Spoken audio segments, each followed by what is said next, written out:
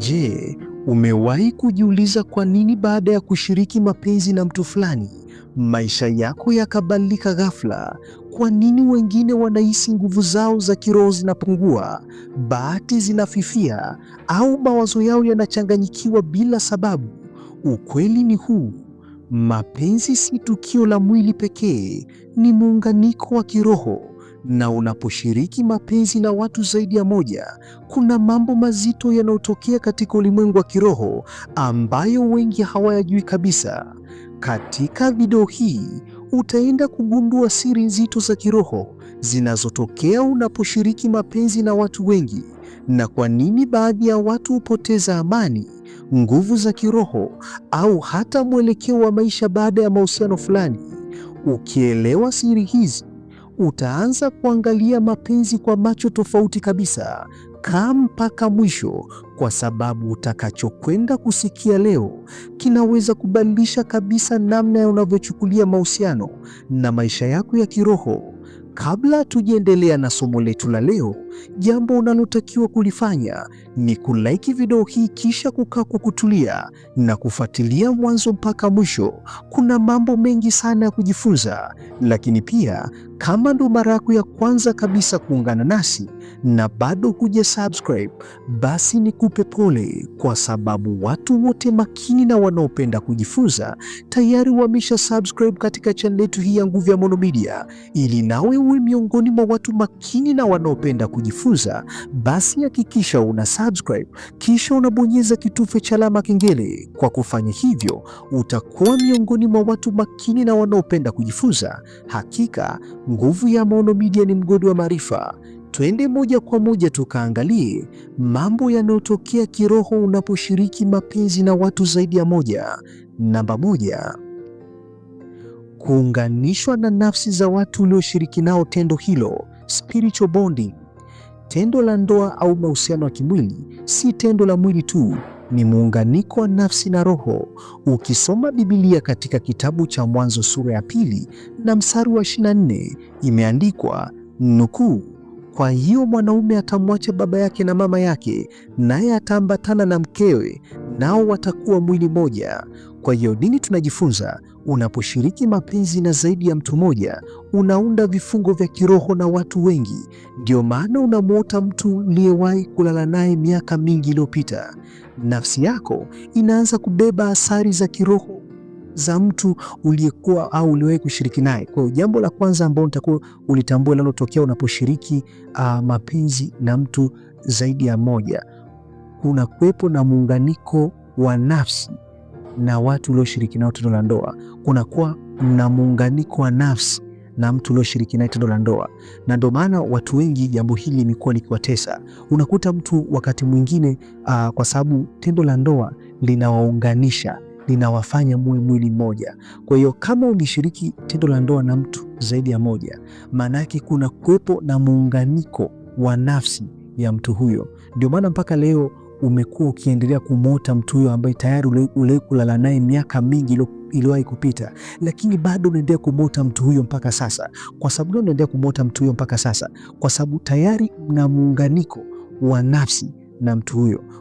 Kwa hiyo nafsi yako inaanza kubeba athari za kila uliyekuwa naye. Ndio maana ukisoma kwenye kitabu cha waraka wa kwanza wa Korinto sura ya 6 na mstari wa 16, imeandikwa nukuu, hau hamjui ya kuwa yeye aliyeungwa na kahaba ni mwili mmoja naye? Maana asema wale wawili watakuwa mwili mmoja. Kwa jambo la msingi ambao utakuwa utambue, hisia na kumbukumbu zao zinaweza kubaki ndani yako kwa muda mrefu. Kwa hiyo athari ya kwanza kabisa ya kushiriki tendo la ndoa na mtu zaidi ya moja, kuna kuwepo na muunganiko wa nafsi. Nyie mnakuwepo mwili moja. Kuna baadhi ya tabia, kuna baadhi ya roho ambazo alizokuwa nazo huyo mtu zinahamia kwako. Haijalishi mlitumia kondom, mlitumia kinga, haijalishi. Kondom inaweza ikazuia mbegu za kiume zisiingie kwako, lakini haziwezi kuzuia mapepo yasiingie kwako. Kondom inaweza ikazuia magonjwa, lakini haiwezi kazuia roho, haiwezi kazuia mapepo, haiwezi kazuia majini. Kwa hiyo haiwezi kazuia muunganiko. Kwa hiyo Unapokuwa umeshiriki tendo la ndoa na mtu zaidi ya moja, mnakuwepo na muunganiko wa nafsi kati yenu. Lakini jambo la pili ambalo linatokea kwenye ulimwengu wa kiroho, huvunjika kwa uthabiti wa kihisia. Unapokuwa na wapenzi wengi, moyo wako haupati muda wa kupona, nafsi yako haijengi usalama wa kihisia. Kiroho, hali hii hujenga hali ya kutokuwa na amani ndani, unajikuta hauna utulivu hata ukiwa peke yako, manake inakufanya ukose uthabiti kabisa. Lakini jambo la tatu ambalo linatokea kwenye ulimwengu wa kiroho, unapokuwa unalala au unafanya mapenzi na mtu zaidi ya moja, umefanya na huyu ukaenda tena baada ya siku ukafanya na mwingine. Jambo la tatu ambalo linatokea kwenye ulimwengu wa kiroho, uhamisho wa mizigo ya kiroho, tunaita spiritual transfer. Uhamisho wa mizigo ya kiroho. Vifungo vya mtu mwingine vinaweza kuathiri maisha yako kupitia ukaribu wa kimwili, yani kupitia seksi. Kwa hiyo kupatwa na balaa na mikosi, kunaanza ile mizigo au balaa na mikosi aliyokuwa naye mtu huyo ulienda kulala naye, inakuvaa na wewe. Yamkini ndio maana watu wengine baada ya kulala na mtu fulani akashangaa mtu huyo akaanza kuandamwa na balaa na mikosi kwenye kazi, kwenye biashara, kwenye huduma na kadhalika. Kwa hiyo kuna kuwepo na spiritual transfer. Kuna kuwepo ile mizigo aliyokuwa nayo huyo mtu uliyekwenda kulala naye, ile mizigo inahamia na kwako.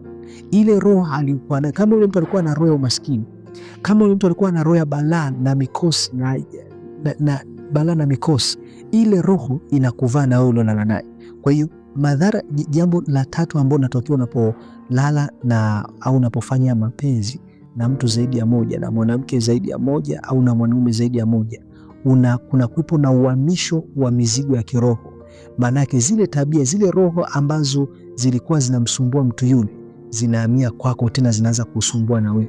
Kama mtu yule alikuwa anaandamwa na balaa na mikosi, ile balaa na mikosi na wewe inaanza kukuandama vile vile, maanake mnakuwa mwili mmoja.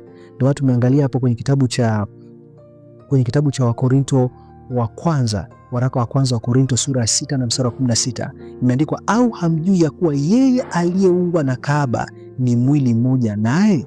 Maana asema wale wawili watakuwa mwili mmoja.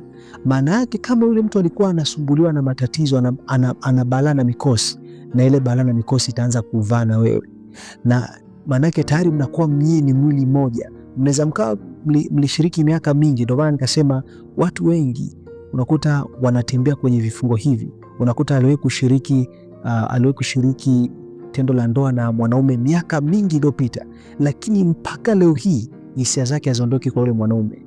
Mpaka leo hii anaendelea kukumbuka, mpaka leo hii anaendelea kumuota mtu yule ambao aliwahi kulala naye miaka mingi iliyopita. Kwa nini? Kwa sababu tayari kuna muunganiko wa kiroho, kuna muunganiko wa nafsi na mtu huyo, na watu wengi wanaishi kwenye hii hali pasi na wao kujua. Kwa hiyo jambo la tatu, kuna kuwepo na uhamisho wa mizigo ya kiroho. Lakini jambo la nne, kuongezeka kwa hatia na mvutano wa ndani. Watu wengi wanapokuwa na mahusiano mengi ya kimwili huwa na vita ya ndani, hujiuliza thamani yao, huishi na hofu ya kugundulika au kulinganishwa. Kiroho, hatia huweza kufunga uhuru wa ndani. Unaanza kujihisi mbali na Mungu au mbali na malengo yako. Kwa hiyo ukiwa ni mtu ambaye unalala na wanawake, unalala na mwanaume huyu, unatoka unakwenda kulala na mwanaume mwingine, wengine wanachepuka kwenye ndoa zao, wengine wanachepuka kwenye mahusiano yao, maana yake wewe unapunguza uwezo, unapoteza. Kuongezeka kwa hatia ya mvutano ndani yako, kunakuwa na hatia kubwa, na hatia hizi zinakufanya ukose uhuru wa ndani. Lakini jambo la tano, kupungua kwa uwezo wa kujitoa kwa mtu mmoja. Kadri mtu anavyozoea kubadilisha wapenzi, ndivyo ubongo unavyozoea msisimuko wa muda mfupi. Uvumilivu katika uhusiano wa muda mrefu hupungua. Moyo hauzoei kujenga kitu cha kudumu. Kwa hiyo kiroho, hii inaweza kuharibu msingi wa ndoa ya baadaye, kwa sababu nafsi imezoea kubadilisha badala ya kudumu. Kwa hiyo ule uthabiti wa kudumu kwenye kitu kimoja unapotea, kwa sababu tayari ile roho ikisha kuvaa, unakuwa huna uwezo wa kudumu. Ubongo unazoea tu kubadilisha wadada. Kwa hiyo hata mwisho wa siku utakosa uwezo wa kuhimili kukaa kwenye ndoa. Naona wengine waliozoea kubadilisha wanawake, anakosa kujizoea, anajikuta yupo kwenye ndoa lakini bado anaendelea kutoka na wanaume wengine, bado anaendelea kutoka na wanawake wengine. Kwa nini? Kwa sababu kushiriki tendo la ndoa na mwanaume zaidi ya moja au mwanamke zaidi ya moja kunapunguza uwezo wa kujitoa kwa mtu mmoja, kuna kupunguzia uwezo wa kudumu kwenye kitu kimoja au kwenye eneo moja. Lakini jambo la sita linalotokea unapokuwa unashiriki tendo la ndoa au unafanya mapenzi na zaidi ya mtu mmoja, zaidi ya mwanaume mmoja, zaidi ya mwanamke mmoja, kuvunjika kwa mwelekeo wa kusudi.